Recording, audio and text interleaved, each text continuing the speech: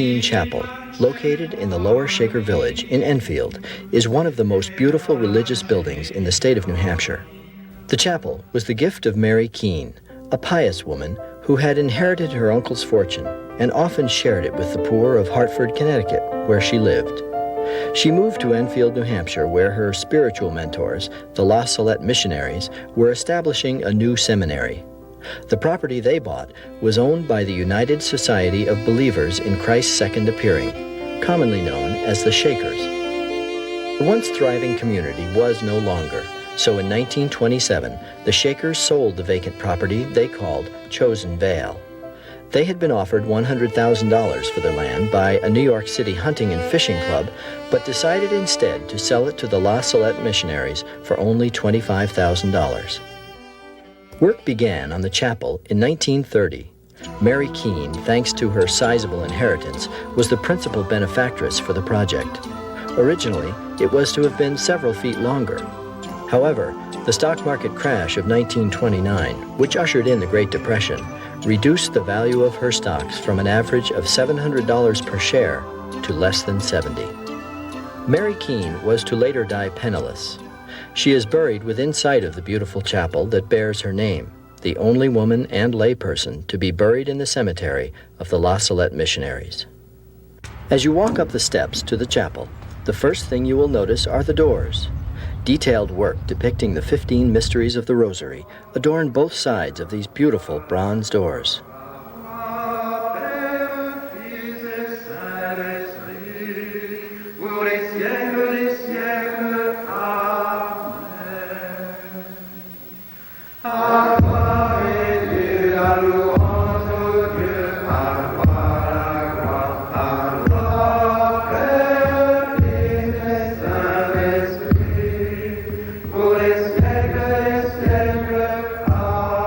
The inside of the Mary Keane Chapel is breathtaking. Much of the flooring is made of slate, while the floor in the sanctuary is Italian marble.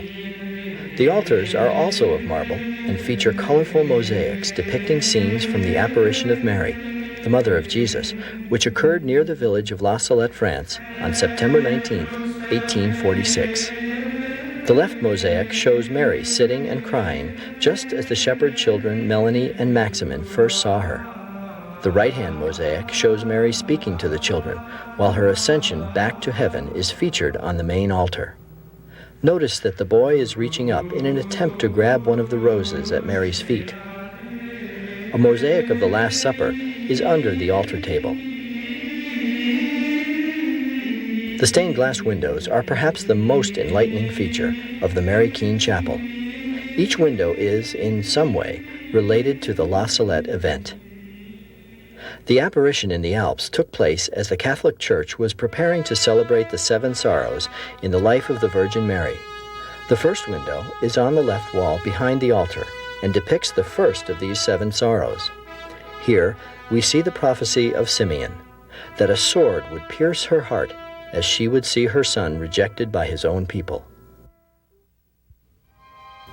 The second sorrow is displayed in the next window and shows the flight of Mary and Joseph with child Jesus into Egypt to escape King Herod. Herod would later order the massacre of all the male children of Bethlehem in an attempt to rid himself of any pretender to his throne. At the age of 12, Jesus remained in the temple without his parents' knowledge. This third stained glass window shows a very worried mother searching for her son. Mary meeting Jesus, carrying the cross, is the fourth sorrow, to be viewed along the left wall of the chapel.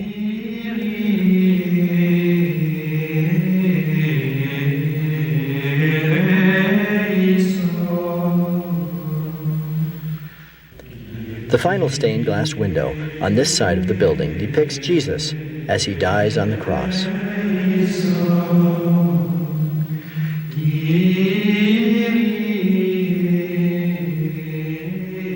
On either side of the front entrance are two secondary patrons of the order. They are St. Alphonsus of Liguori and St. Francis de Sales. The larger window, high above the front entrance, features the Assumption of Mary into heaven. The Sixth Sorrow of Mary can be viewed in touching detail in the window along the next wall. Here we see the body of Jesus as he is taken from the cross and placed in his mother's arms, a scene made famous by Michelangelo's celebrated Pietà. Christ's body being carried into the tomb is, of course, the seventh and final sorrow of Mary. The crowning of a statue of Mary on the mountain of La Salette is depicted in this next window. This took place on August 31st, 1879. The preceding day, the La Salette Church, seen in the background, had been consecrated and elevated to the status of basilica, a privilege granted to few churches in the world. This was a favor of Pope Leo XIII, whose face is seen at the top of the window. The cardinal crowning the statue was the Pope's representative from Paris. Fathers Giraud and Archier are seen below and were the first superiors of the La Salette order. Father Archier was the superior at the time of this event. The next window shows the first profession of vows by the La Salette missionaries. This took place in the house of the Bishop of Grenoble in 1858. La Salette is in the Diocese of Grenoble, and the bishop was the first church official to declare the apparition authentic. The two men in red are canons of the cathedral, who helped to draw up the first rule of life for the La Salette missionaries. In the three medallions at the top of the window can be seen the La Salette Basilica, the first La Salette Seminary founded in the United States in Hartford, Connecticut, and the present Mary Keane Chapel. The last window on this wall of the chapel celebrates Pope Leo XIII's approval of a new rule of life for the La Salette missionaries, an approval that would make them a worldwide congregation. They presently serve in 17 different countries. At the back of the chapel are two other secondary patrons of the La Salette order, St. Vincent de Paul and St. Francis Xavier.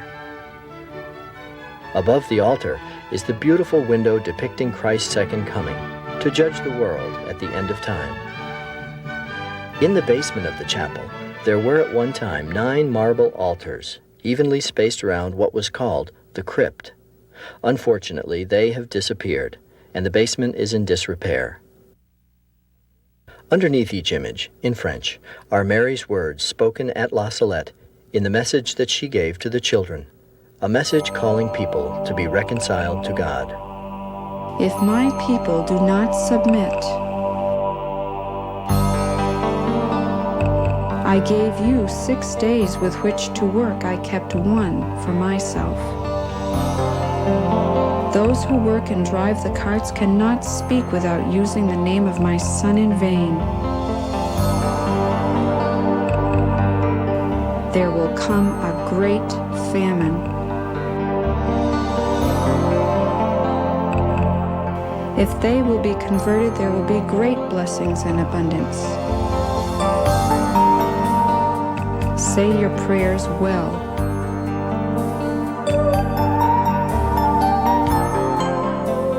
During Lent, they go to butcher shops like dogs. In the next window, we see the shepherd boy and his father. Mary had asked the children if they had ever seen rotting wheat. They both said no, but she reminded the boy of his visit to a farm called Terre de Coin, where his father showed him how the wheat turned to dust in his hand. There was a great famine during that period, and between 1845 and 1849, millions died. Mary's basic message at La Salette is that the people's refusal to submit to their Creator had thrown everything out of order, and this led to much unnecessary suffering. When we abandon God, we lose peace, but a return to God and His laws can bring abundant blessings instead. The last window, in a small anteroom, gives Mary's last words. Make this known to all my people. And shows La Salette missionaries working around the world. The Mary Keane Chapel remains as a monument to Mary's apparition at La Salette, high in the French Alps. The inspiration of her tears and of her message will linger on forever with those who take the time to tour this jewel at the Lower Shaker Village on Mascoma Lake in Enfield, New Hampshire.